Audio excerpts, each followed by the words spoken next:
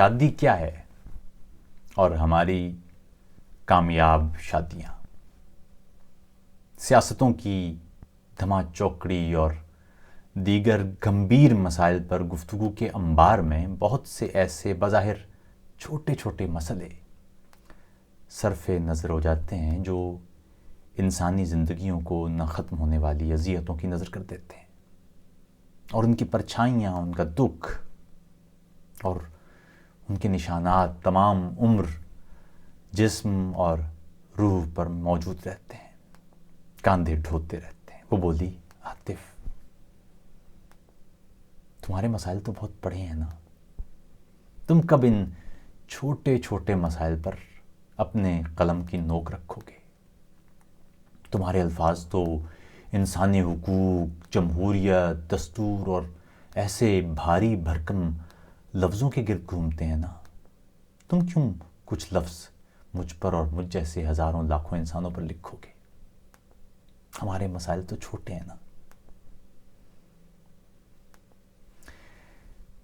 شاعر ہونے کا ایک پہلو یہ ہے کہ لوگ آپ سے اپنے بے حد نجی، بے حد پرسنل مسائل بانٹ لیتے ہیں، جانے کس مان کے ساتھ۔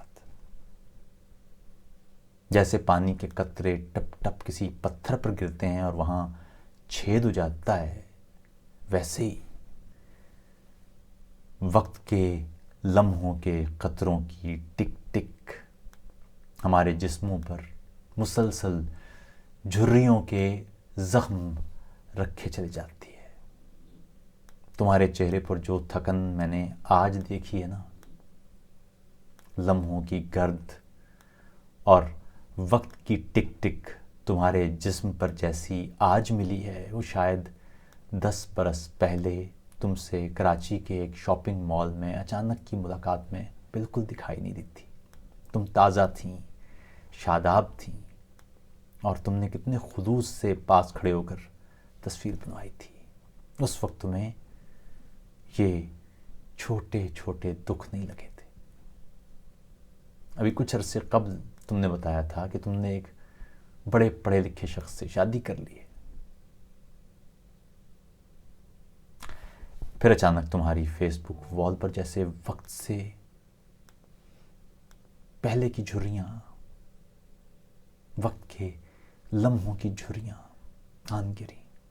تمہارے چمکتے چہرے، تمہارے تابندہ ماتھے، سب کو جیسے تمہارے لفظوں میں اگتے زخم کھا گئے۔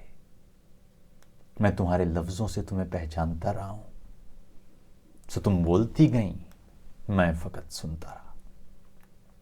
عاطف، پاکستانی مرد ایسے کیوں ہوتے ہیں؟ پاکستانی مائیں کیوں ایلڈر سن سنڈروم کا شکار ہوتی ہیں؟ کیوں ایسا غیر محفوظ محسوس کرتی ہیں؟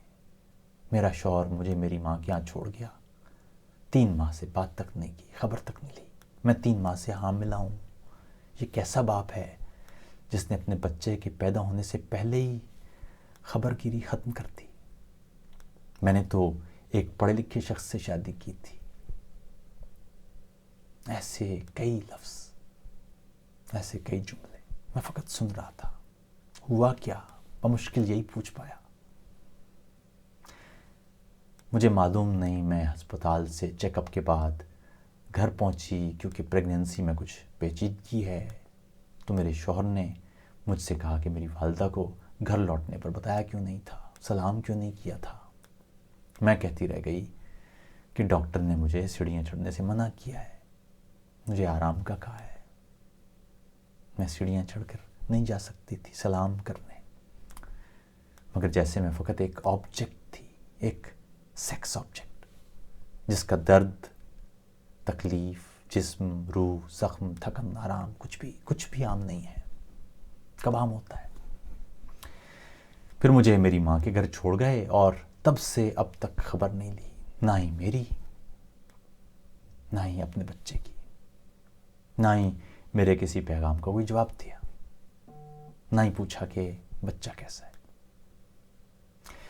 تم یہ سب کہہ رہی تھیں اور میں سوچ رہا تھا کہ اب تم واپس لوٹ بھی جاؤ، کسی طرح سے کوئی سمجھوتا تمہیں دوبارہ تمہاری ازدواجی زندگی کی جانب لوٹا بھی دے، تو تمہارے شوہر کا تم سے برتاؤ کیا ہوگا؟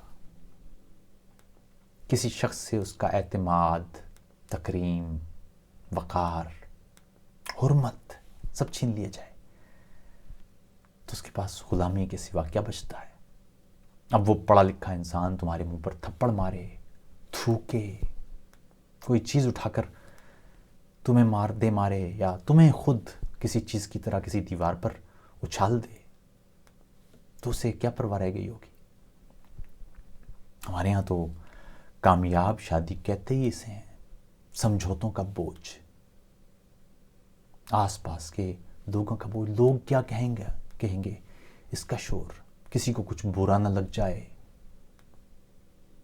یہ ہے کامیاب شادی اور کامیاب شادی کے تمغے.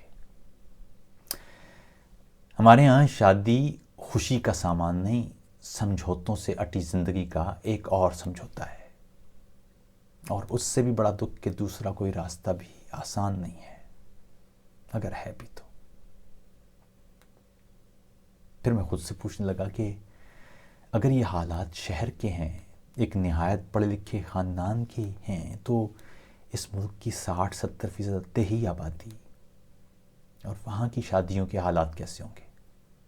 شادیاں کامیاب کرنے کے لیے کتنے انسان ناکام ہو جاتے ہوں گے؟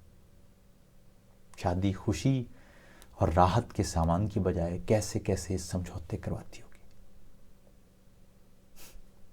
کیا ہم کبھی ان سمجھوتوں سے پرے انسانی تعظیم، وقار، حرمت، روح، دکھ، کرب، تکلیف، خوشی، مسرت، ان جیسے الفاظ بھی سمجھ پائیں گے؟ میں بہت دیر سے سوچ رہا ہوں کہ کیا واقعی یہ شادیاں کامیاب ہیں؟ اگر کامیاب ہیں تو پھر کیا انہیں ناکام نہیں ہو جانا چاہیے؟